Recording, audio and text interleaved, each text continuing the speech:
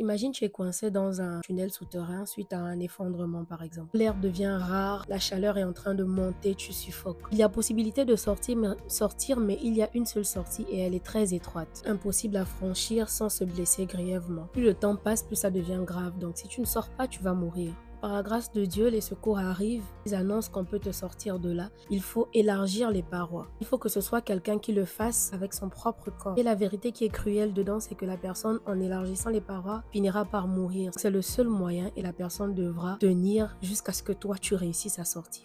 Qui va oser? Maintenant, à ce moment-là, je voudrais que tu mettes pause et que tu réfléchisses à la personne qui te tient vraiment à cœur sur terre. On va se dire par exemple que c'est ton papa. Donc sans hésiter, ton papa vient et il se dit « Bon, moi je vais le faire ». Qu'il ou qu'elle sorte libre, même si moi je dois mourir. Son corps saigne de partout. Tu es spectateur de cela. Tu es en train de pleurer à chaudes larmes. Au moment où toi tu sors, elle te dit ceci. Ne vis pas n'importe comment, vis avec amour. Aide les autres à sortir aussi de leur tunnel de la même façon dont moi je le fais pour toi aujourd'hui. Et surtout, n'oublie jamais que tu vaux ce prix, ma mort. Tu sors tremblant, apeuré, et tu as une seule mission, laquelle te tient à cœur, c'est de lui faire honneur parce qu'elle a donné sa vie pour toi.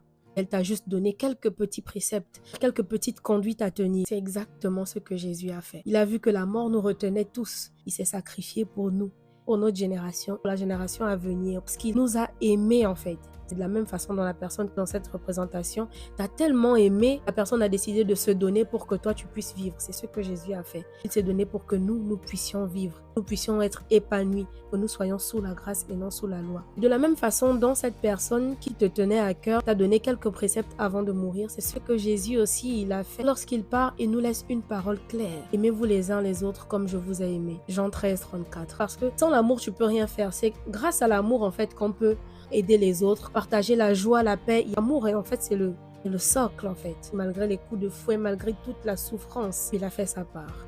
Qu'est-ce qui nous dérange tant pour ne pas faire la nôtre? Reconnaître juste cet acte. Bref, souvenons-nous tout simplement que nous valons le prix de la mort de Jésus. Il n'était pas obligé.